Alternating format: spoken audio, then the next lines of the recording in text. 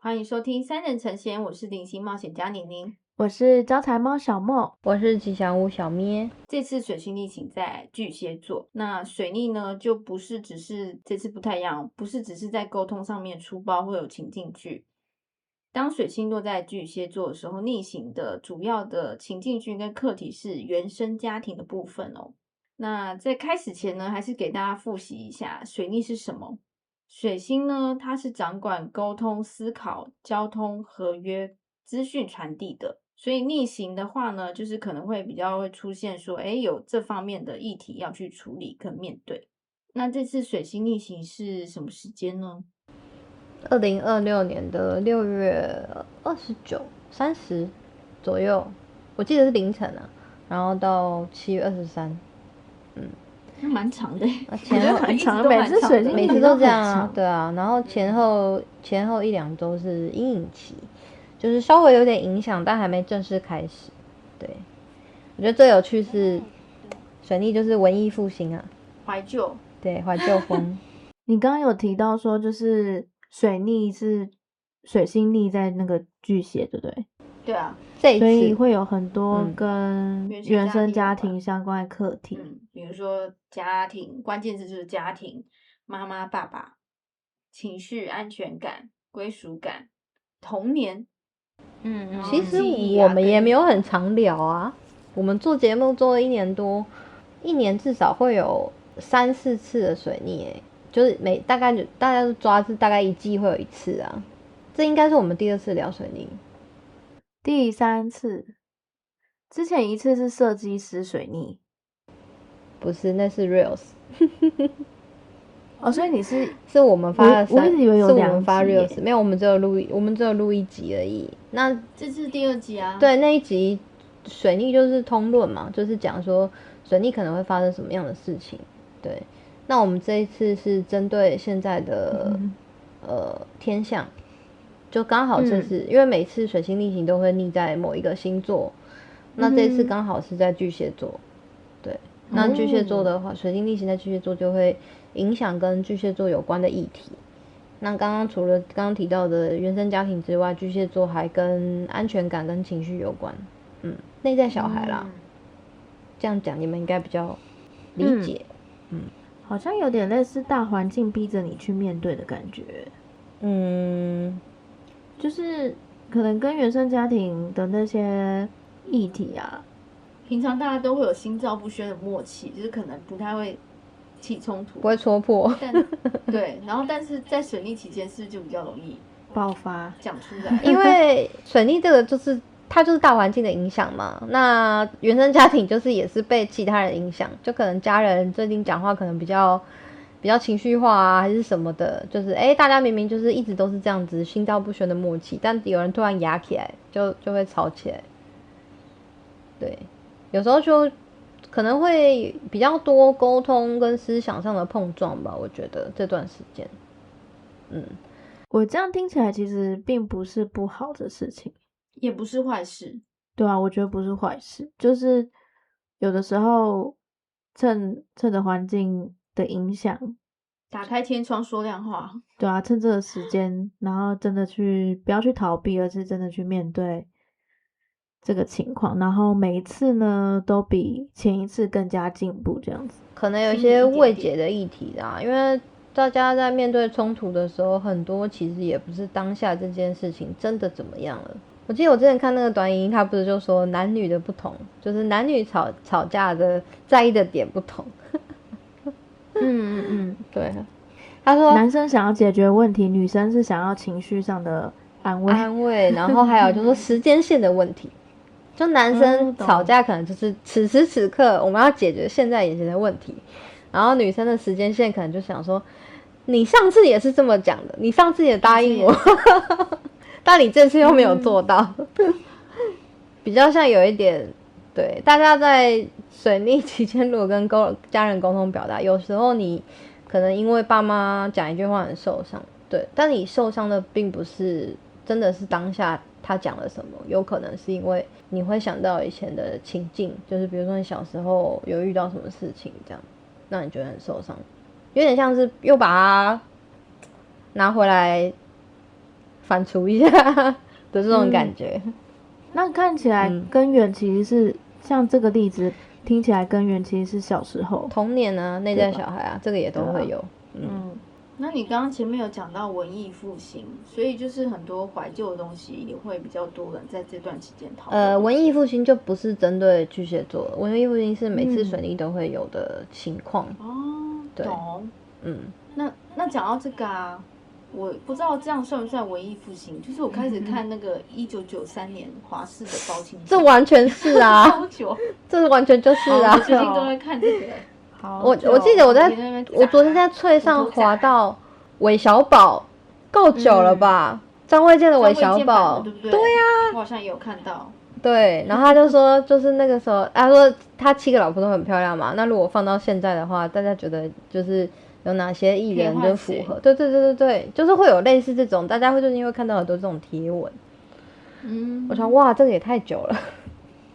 那《甄嬛传》还不够久，《甄嬛传》一直都有在文艺复兴啊，不是时不时就会来一次。停而且有趣的是，就是我们每一年的水逆大概会有一段时间，差不多会落在过年那个时候。那很适合，大概2、3月的时候会有一次，很适合看《甄嬛传》。对啊，因为我刚刚讲一季一次新年期间。对啊，好酷哦。所以搞不好都是冥冥之中有安排。对，大环境。那你们还知道有什么样的文艺复兴吗？最近听到的？我只有最近在看2010年的电影，就是也是10几年前，其实都是 Netflix 推播。我不知道为什么他很喜欢推那种 Gozavi 给我。没有啊，应该说 Netflix 时不时就会买一些旧的电影跟影集啊，不知道你们有没有注意到？像有，因为我都有，我的片单都是那种他推的都是旧片。我应该说，我都会先看现在热门的，就是前10名的。我记得这阵子我看到的是先从 John Wick 开始，捍卫任务，然后再来就007，然后再来就是007有看到，然后再来就是最近是魔戒吧。是不是很久？很多人在讨论，就是他会突然间买了版权，把以前的电影然后就上架，然后大家就会去重刷，然后就好怀念啊什么的。对，然后还有一个，我记得上礼拜是有上那个《极道鲜师》吧？极道鲜师我有看到。极道鲜师总共有3季，但是 Netflix 只上了第1季跟第2季。对，最早以前。对，那大概是前2季最好看。国中的时候，国高中吧，国高中的时候。第1季是那个，第1季是松本润，然后第2季是龟梨和也跟赤西仁，第3季是我记得是三浦春马吧，对啊，而且这3部也出了很多其他配角，小池测评他们都是，对，里面很多现在当红的演员，素水茂湖道对吧？对，像我记得都是帅哥，小池测评啊那些，还有什么？现在回头看他们的发型是蛮加酒的啦，这样子会骂到人，对不起。没有，因为最近那个铁拳教育很红，新闻都在报。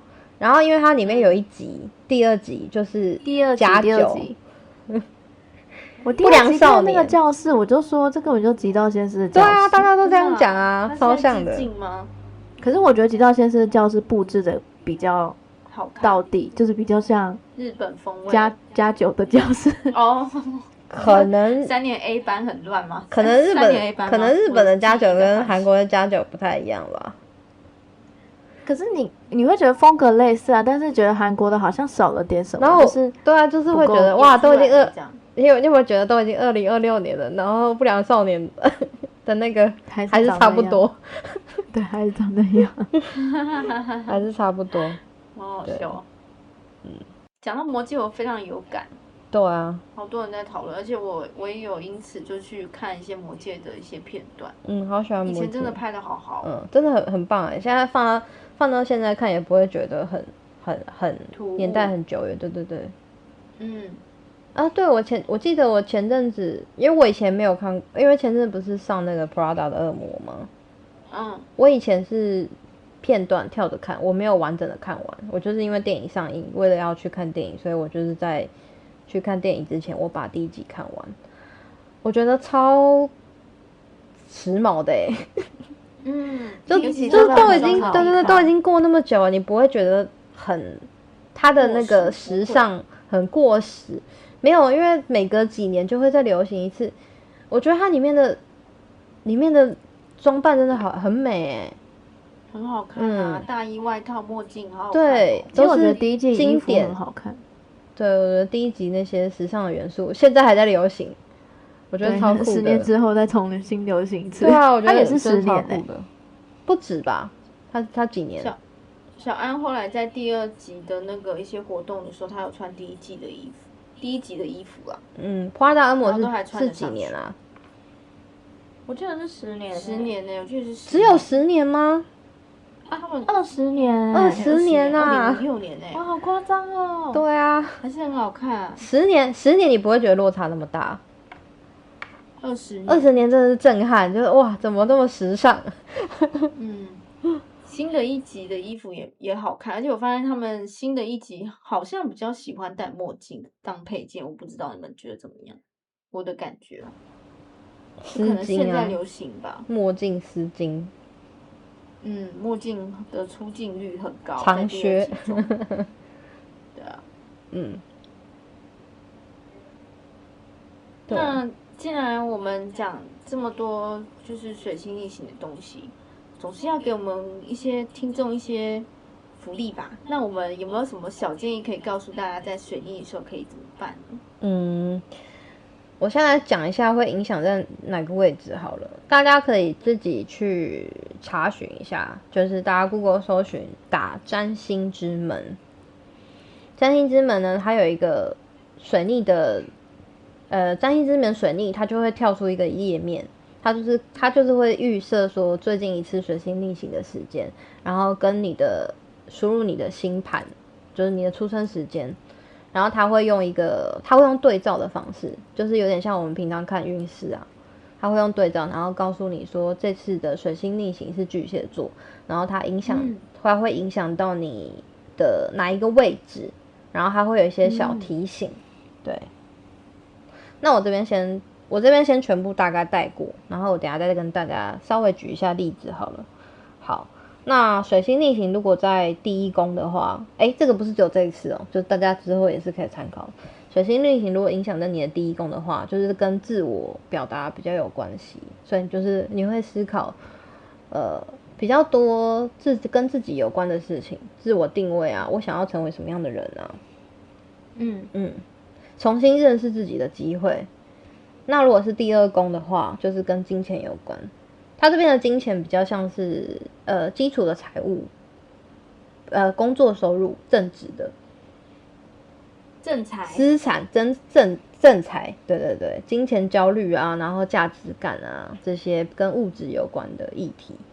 然后第3宫的话，就是跟沟通表达有关，就是还有手足，就是可能沟通上、交通上会有一些延误的状况。或是有一些工作表达的误会，然后跟就是兄弟姐妹之间，然后跟你的朋友，他这边的朋友比较像是同学或者同事这种，比较跟你生活比较有密切关系的朋友，对，然后再来就是这次的重点就是巨蟹座，因为巨蟹座对应的宫位是第4宫啦，那第4宫就是跟原生家庭有关，好，那第5宫的话，就是第5宫是那个娱乐，第5宫就是跟玩乐有关啊，来恋爱啊、玩乐啊，然后跟小朋友有关，或是宠物，还有跟创造力有关，所以就是跟恋爱相关的，或是跟创作力有关的，或跟吃喝玩乐有关的，就是第5宫的议题。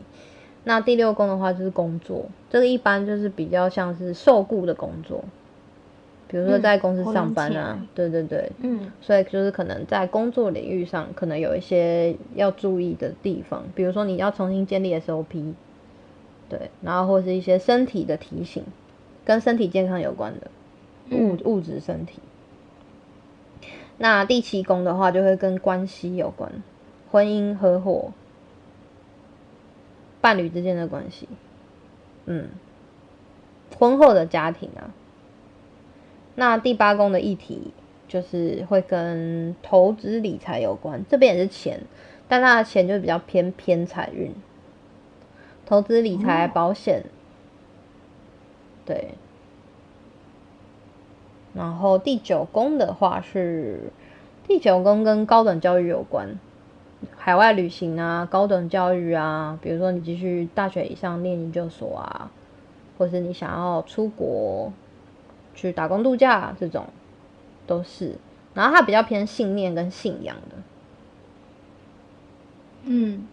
那10宫的话就是职涯的方向，它也是跟工作有关，但它比较像是人生志业，就你想要做的事情，或者说你自己当老板的这种，然后还有跟长官啊、上司啊、主管，然后或者是家族的长辈，比如说爸爸跟爸爸之间的关系，这个是10宫的议题。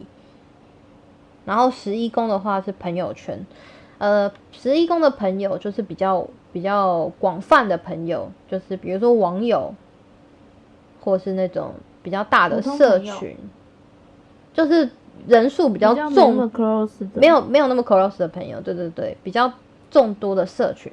比如说你在脆上发文的那些回复你的网友，这个也是11宫的议题。对，然后12宫的话就是跟潜意识跟梦境讯息相关的，可能会想要探索灵性啊，或是最近有那个揭秘日嘛，外星人啊相关的，这是12宫的议题。我有问题。我刚刚就是有询问过，就是我的水星逆行啊，就是这一次水星逆行是在我的8宫。那刚刚有提到说8宫是跟偏财运有关，是吗？那这样的话可以怎么解释？是说我在这段期间可能会开始去关注我的财产规划，这样子吗？有比较类似这样子，就是如果你有在投资或买股票的话，这段时间你就可能就是要会去盘点一下你自己的资产，或是你有买的保险。因为有时候我们理财规划可能都是很多年为单位嘛，或是你可能买了就放着。那我觉得这段时间就蛮适合再重新去检视一下，你当初就是比如说你前1-2年到底买了哪些，就做一下资产盘点，我觉得蛮适合的。那可以投资吗？不要在这段时间投资。偏财是买彩券吗？不是，不要在正值水逆的期间，做冲动的决定，就你尽量避免签合约啦。如果不可避免的话，当然还是要做嘛。只是我说我们尽量避免在这个时候下重大的决定。它比较类似回顾跟盘点，就是你确认这些东西都没有问题之后，你可以在结束之后去调整，就是把它校正回归的感觉。所以我现阶段最好就是先盘点，但是按兵不动。对，好，很好的建议。对啊，因为有的投资理财的，比如说有的买 ETF 就放着嘛，他可能就放很久。对啊，你可能就盘点一下，就是像我之前听过唐老师，他就说他有一些东西买了就放着，但他没有注意到他可能没有获利或者是赔本的状况，因为他可能太多工具了。就蛮适合趁这个时间回去检视一下，比如说他买这只根本就没有赚，那差不多时间就可以把它卖掉之类的。对，要去整理一下啦，大概是这种感觉。对啊，像姐姐最近在整理房间也算吗？整理房间的话，比较像是水逆巨蟹。本来水逆就是，对啊，大家这段时间会断舍离什么的，会家庭环境也算。对啊，像我最近刚好这段时间在搬家，对啊，搬家啊，然后找新的房子啊，签合约啊，就是都是跟家有关的嘛。对，巨蟹座是跟原生家庭有关，然后整理一些小时候的东西啊。然后幼稚园就是不是会穿那个什么哥哥的衣服拍照的古装，大家都有这种经验吗？我好像幼稚园毕业的那个手册有拍过这种。我没有我是穿我自己的洋装，其他同学好像是穿古装啊。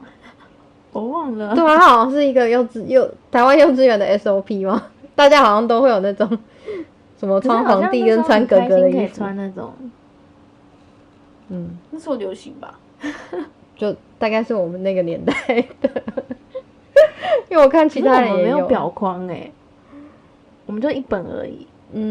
对啊，因为我发现我老公也有，然后想就是不同县市大家都是一样的模式，我觉得蛮好笑的。对，那我这边稍微举几个例子好了，像如果你自己是上升或太阳星座，我们主要一般看运势是看上升啊，所以以上升为主，太阳星座为辅。那如果你是上升或是太阳星座是牡羊座的话，那水逆这次影响的位置就是会刚好就是在巨蟹座第4宫，就我刚刚讲原生家庭相关的。对，那如果你先说。没有，我就想说举几个例子啊。那像如果上升巨蟹的话，上升巨蟹座的话，巨蟹座就是在你的第1宫位嘛，所以水逆巨蟹的话，就是会影响你的第1宫。像我刚刚前面提到的，它就是跟自我定位，比如说想成为什么样的人，然后或是说，我现在人生到了这个阶段了，我有什么未完成的事情吗？我接下来想要做什么？这是一个重新认识自己的机会啦。我刚刚是想要补充说，就是如果大家就是已经有这些已知的这些认知的话，在真的碰到事情的时候，应该会比较可以顺利跟比较释然的去处理，游刃有余。对，就是你听了我们的节目，你大概知道说，这段期间你可能会碰到什么样的状况。那我觉得这样其实就是一个帮助跟提醒，可以让你在这段期间，该去面对就去面对，然后该需要处理的就去处理，就是至少情绪起伏不会那么的大这样子。对，因为我们之前其实都有聊过，就水逆其实没有那么可怕，它就比较像是回顾过去然后盘点。那我自己觉得这一次水逆的影响可能会稍微比较明显，就是因为巨蟹座它是一个跟情绪有关的，所以如果你没有预期，或者是说你平常没有在做这种训练灵性锻炼的话，就是你突然间被挖原生家庭的议题，一定是我自己觉得会蛮不舒服的一定是会很不舒服的。但就是我相信就是这些事情发生都是为了让你可以更好。对，就是一个成长。对啊，所以它也是必要，就是因为你为了要容纳新的东西嘛，你先把旧的东西清掉，或是说你有一些之前没有做好的部分，它现在就是提醒你可以把它好好的完成。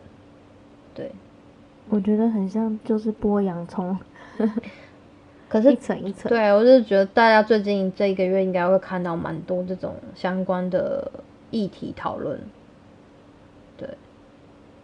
对啊，因为面对恐惧，你会发现恐惧其实没有那么恐惧，大家加油哦。对啊，因为原生家庭毕竟是很多人的课题嘛，然后它又跟情绪、跟安全感、归属这些都会有关联，所以我自己是觉得这次可能会比较有感一点。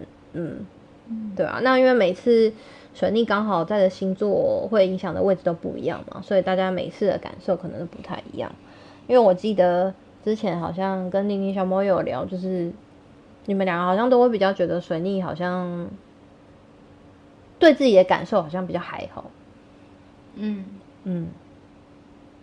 就是感受没那么强，就是一天又这样平安的过去那种感觉，就是我自己的体感啊，就是在我自己知道水逆之后，我有特别去记录跟观察之后，我自己遇到比较不舒服的是水逆在第1宫的时候会比较不舒服。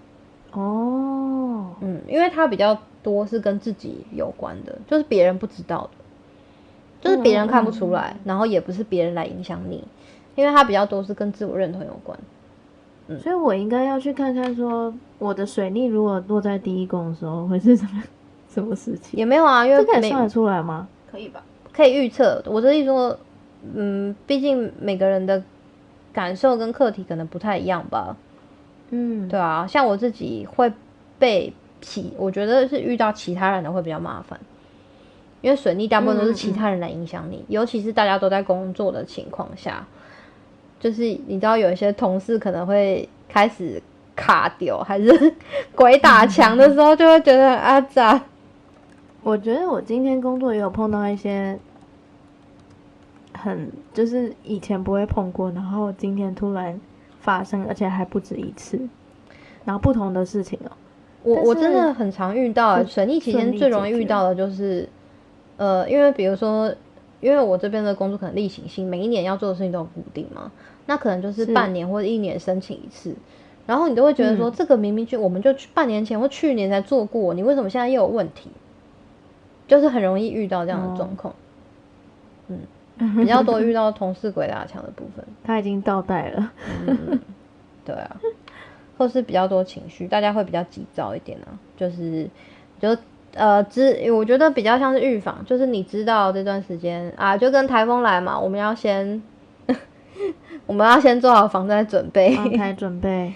对对对，你既然知道这段时间会水逆，那你可能你重要的专案或 project 你就提前，比如说你如果可以提前签约，你就提前签约，然后再仔细看过那些细节，然后你预期这段时间，你可能提早1-2周做准备吧，如果可以的话。